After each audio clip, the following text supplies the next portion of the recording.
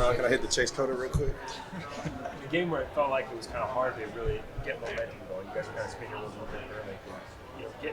Scoring, getting the turnover, and having a chance to score again. Just how critical a sequence did that feel like? Yeah, that was big.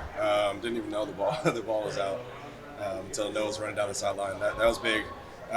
We want to create as many turnovers as we can to get that right momentum, help the offense a little bit. That was a big play, definitely. For you personally, did this mean something because going back a year ago and this was the game that the first game that you missed? Yeah. I think I had a little extra motivation to play today. Didn't get to play, against them last year, and had to watch that on TV, right, with my leg up. So this was definitely. I was fired up for this game, and I wanted to take it to them. So I'm glad I got to play, and glad we got the win. When tackling has been an issue, you certainly had many in space and really short tackles tonight. Just how did you go about executing the way you did tonight? Yeah, that's something I pride myself on, right, is open field tackling. Something we're trying to get, the whole defense to really shore up. And, as a leader, I feel like that's something that if I want the whole team to do it, then I got to show that I can do it first, right? And it gives everybody else confidence. And I think we're getting better. Definitely not as many missed tackles today. I got to watch the film, obviously, but I want to go out, and that's something I will try not to miss any tackles, right?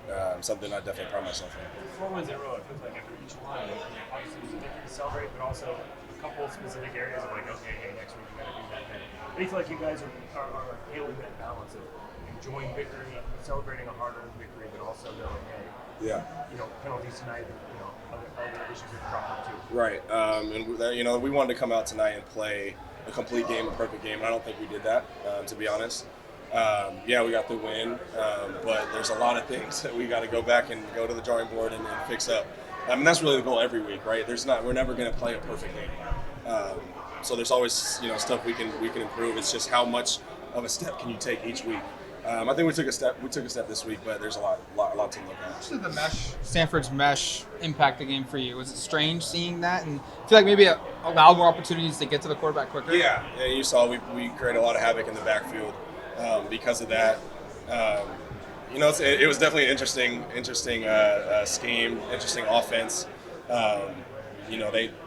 There was one specific play I remember they held it for probably 4 seconds and then took that shot late in the fourth quarter. But I think our defense played pretty well against it, to be honest. We had a good game plan in, and I think we executed. Certainly collective effort to limit Wilson, but to limit him to 2 for 14, and he was lined up in everybody. Gonzo, you, Perez, to hold him to 2 for 14 and to keep the lid on pretty much across the board all night. Yeah. You feel like the secondary handled it? I feel like the secondary has been not a weak spot, but definitely a spot where we needed a lot of improvement, right? Our front seven has been really good this year. And so that was something we knew that they wanted they were probably going to try and exploit. So we had to be strong. We worked on it a lot this week.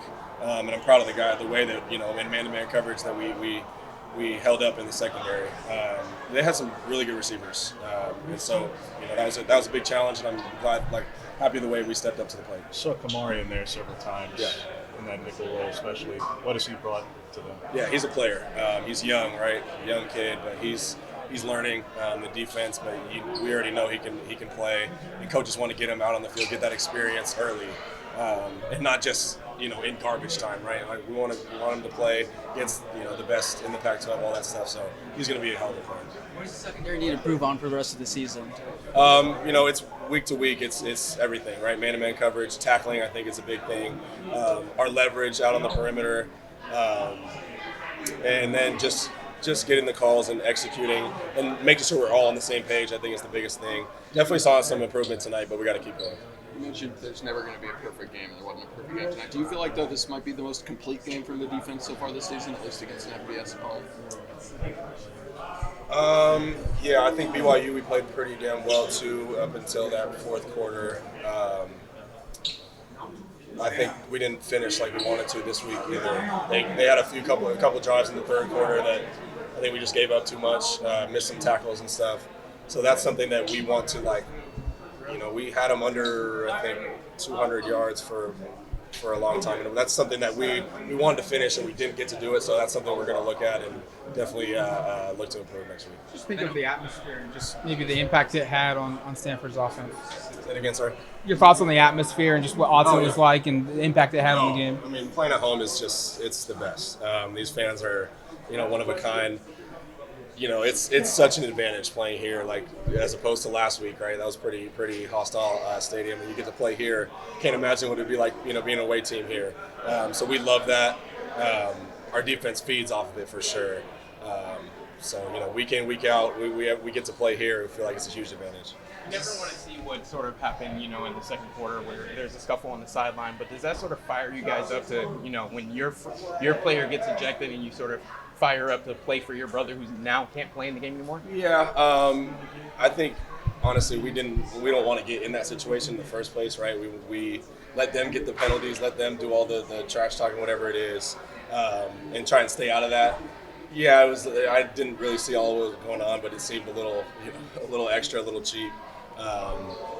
But at the same time, I think at that time we have to keep a level head, right? We can't get all riled up just because something happens, or play up, because whatever happened, right? We got to keep a level head, and I think we did that. Is this the first time you weren't allowed to dance during shout?